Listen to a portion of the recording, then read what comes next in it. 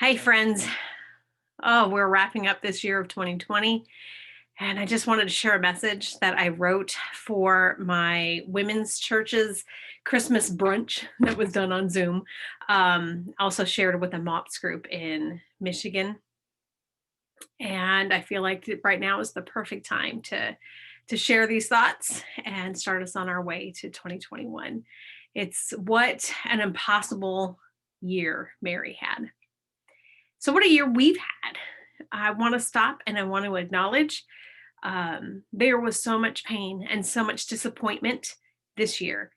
And if we were speaking live or in person, this is when I'd ask you to share what were some of the greatest disappointments that you had this year in 2020. Um, I know in church and in Christian circles, people want to, oh, bless Jesus and everything. And it's true. But you know what? If Job could have the hard conversations he had with God after everything was taken from him, I know that God can handle our true words to him. He knows our hearts anyway. Tell him your disappointments. Tell him the things that hurt, and I am sure that he can handle it. So just think to yourself, what were some of the big challenges that happened this year? And for a lot of us, it was based on inconvenience, but some of us, it was the loss of loved ones, parents, grandparents, um, people that were special to us in our lives. And even if you didn't lose someone because of COVID, maybe you got sick from COVID and you overcame it, and everyone wants to just cheer and say, yay, and you beat it. But there are long term effects that come for some people, and their symptoms are a struggle as they try to get back to normal. So acknowledge those things and those challenges as we have this talk. If you hear a meow, that's my cat. He has joined us. Um, the biggest thing that I could think of is weddings. Boy, have they changed this year.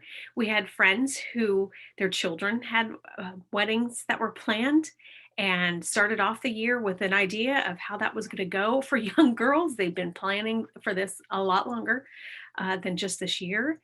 And I have a sorority sister who owns an outdoor wedding venue, and it's beautiful on the coast of California. And she's been hit hard. So, weddings are a great example of the changes and disappointments that have happened this year. Baby showers.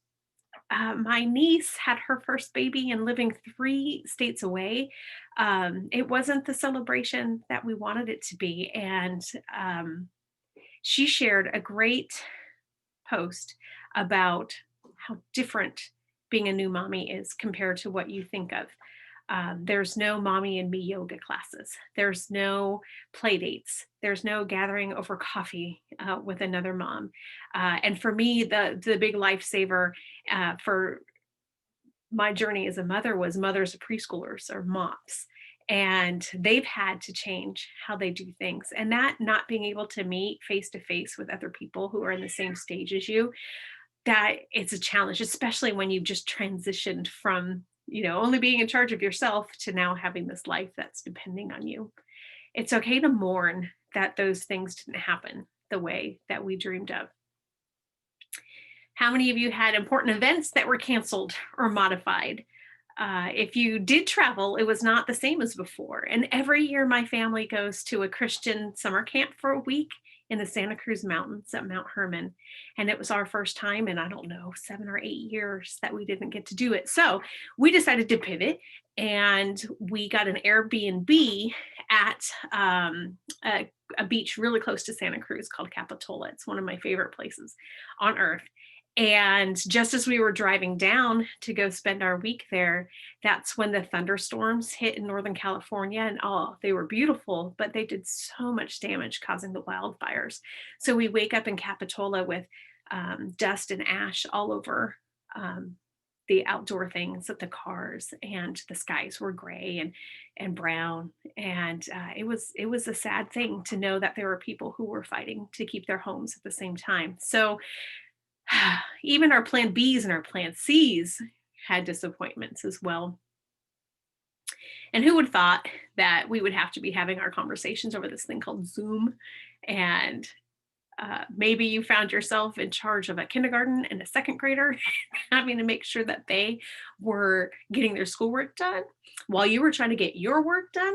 And God bless all the teachers who had to pivot and get all this technology under their belts and turn around and try to teach children and students, some of them not even showing up for things or not turning things in. And the trials they had from parents and administration as we were all trying to deal with this. So, yeah, there's been a lot that seemed very impossible during this time. When you had to move yours or your child's wedding to outdoor, impossible. And then you had to take your guest list and narrow it down to 10, including the officiant and the bride and the groom. And it didn't leave a whole lot. Now you have to work at home and supervise your kids. It feels so impossible. Your best friend is in the hospital fighting for her life and you can't visit her. Oh, that's impossible. Parents are in nursing homes and you can't visit them.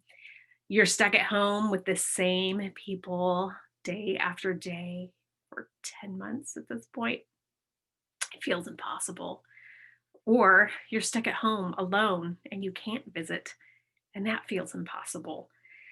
So, when I had the opportunity to speak at a Christmas event this year, I wanted to focus on a person in history who was also dealing with shocking changes in her life, dreams that didn't come true the way that she thought they would, and someone who I would want to emulate in how she handled these changes.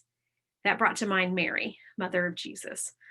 So we hear a lot about her, but I wanted to go to the Bible and find all the verses that mention Mary. And the bulk of her story is shared in Matthew and in Luke. And so naturally, I started with Matthew because that comes first in the New Testament.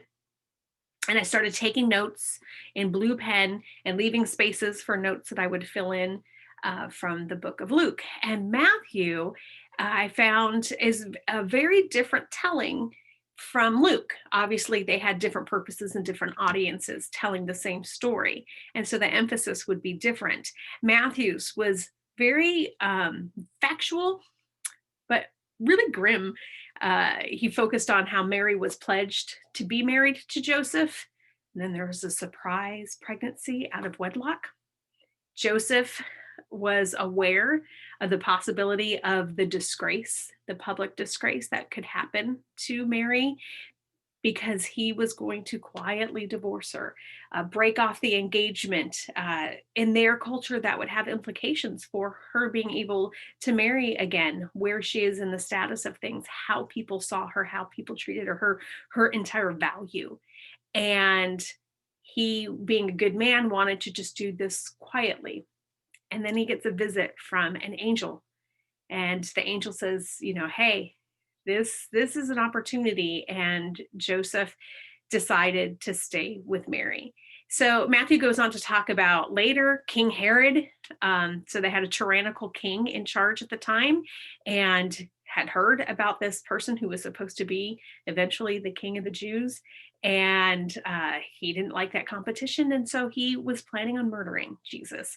And I can't imagine, as a mom, what that was like to go through. And so Joseph and Mary fled by night and became refugees in Egypt in order to keep Jesus safe.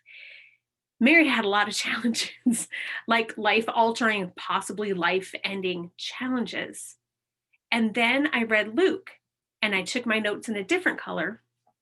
And I saw this contrast between the two same factual stories that were told, but the emphasis that was different. And so I will read to you starting from Luke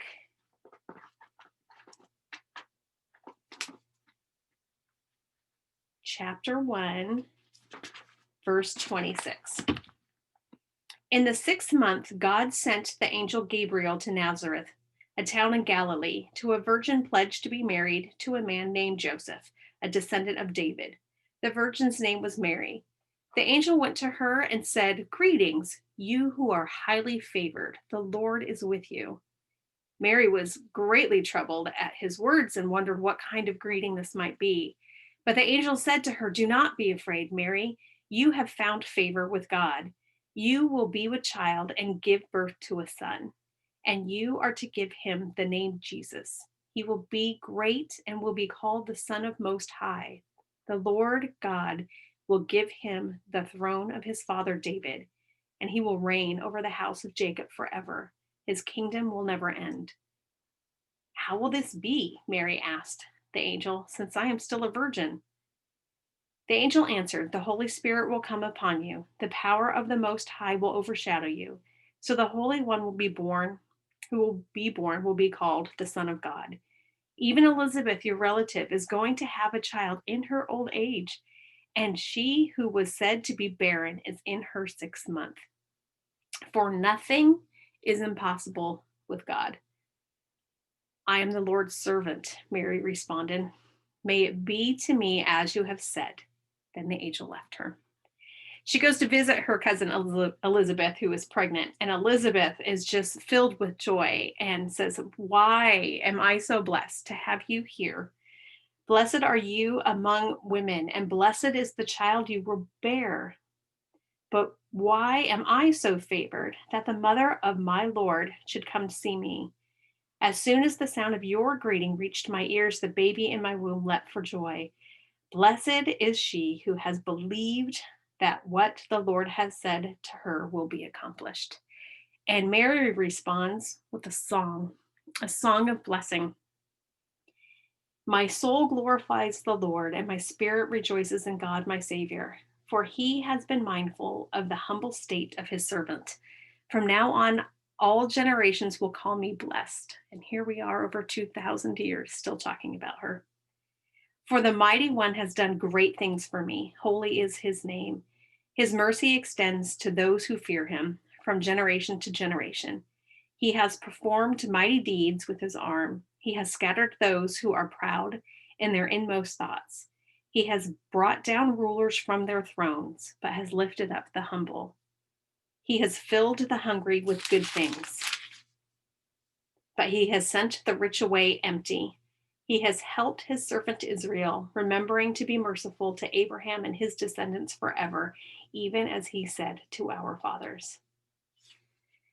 Mary responds with a song of blessing. And later it's recorded that when special things were happening, she kept them in her heart. She just observed the good things and hid them in her heart so that she can recall on those. Her future wasn't perfect by any means, but I believe she was focusing on the blessing and what she got. All the same facts from Matthew were still true, but Luke has a whole different focus. He focuses on Mary's humble willingness to serve God, no matter how impossible it felt. He focused on Mary's belief in God. This section ends with a song of Mary's praise. So, my question to you is, what are some blessings that came for you in 2020? Some may even have found blessing in the strangeness of COVID. Some things that maybe wouldn't have happened if COVID-19 hadn't happened. For a lot of young moms that I talked with, it was the slowing down. It was the not driving 10,000 different directions with their kids and keeping busy all the time. Now they're home and it's challenging, but they're spending time with their family and enjoying that. For me, it was a blessing because right before COVID hit, I had a freak hip injury that left me flat on the couch for several weeks. I was quarantined before everybody else was because I couldn't get up and move. But with COVID, I ended up having my husband and my kids home with me. And some of the special memories is binge watching shows with my son or playing games with my daughter. We started a tradition of sharing every night 3 things that make us thankful. And I thought I would be pulling teeth to get that done, but my son like loved it and kept going. I'll share that another time. With COVID, everybody else was grounded too. So my FOMO, or fear of missing out, was all calmed because there was nothing to be missing out on. Most importantly, and I believe divinely orchestrated, I had my seminary trip to Israel postponed. We were supposed to leave in May and be gone for 3 weeks. But with my injury, it's still not healed to this day. And there's no way I could have done the hiking that's necessary for that trip. The trip's been postponed again to 2022. I'll be graduated by then, but hopefully we can still get that going.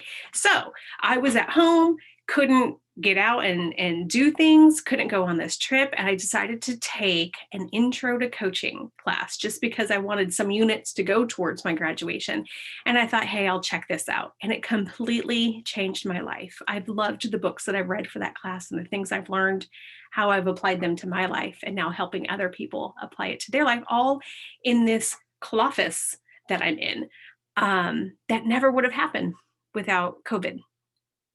So, in a brain-based research class that I took, I learned something really interesting about how we look at our memories. We tell stories of our past, and what we focus on really kind of determines our well-being and how stable and healthy and happy we are. So we have the facts just like Matthew, right? There were grim things that were happening in Mary's life. And I'm not saying to deny those. I'm not saying to push those away. I am not saying that they didn't exist and they haven't had an effect on who you are. But how we look at our past and what we focus on from the past helps us in who we are to this day. And Luke gave a different story of counting blessings, of hiding things in our hearts, of being humble and willing to take on whatever it is that God is calling us to do.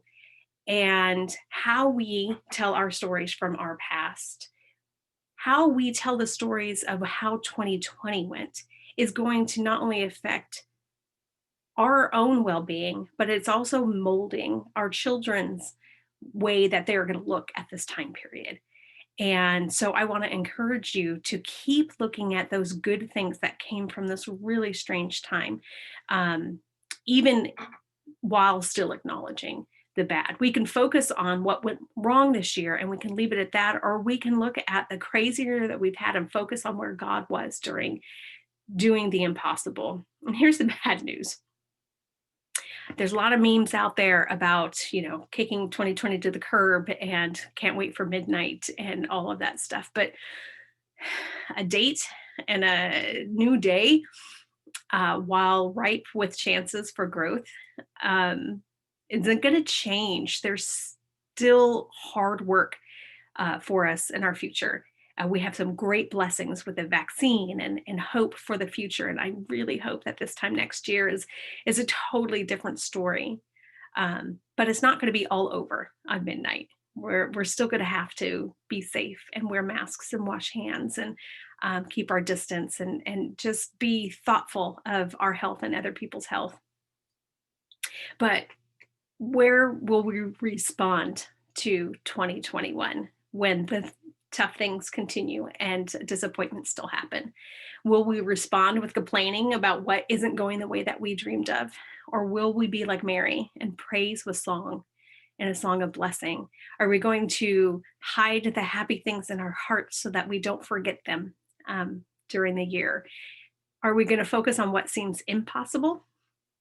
Or are we going to respond with God is always doing the impossible? Are we going to respond to God with, I am the Lord's servant, may it be as you will? Are we going to trust him and his story that he gives us? I pray that as this year ends and we clean out the yuck from this year, as we mourn the loss of people in our lives and the loss of so many things that we look forward to this year, are we going to head into 2021 being stronger, being more flexible, just cherishing the things that we've learned mean so much to us so that when things start opening back up again, we don't take them for granted anymore. Love and hug people, visit them however it is that you can, and just be open to what God has in store for you.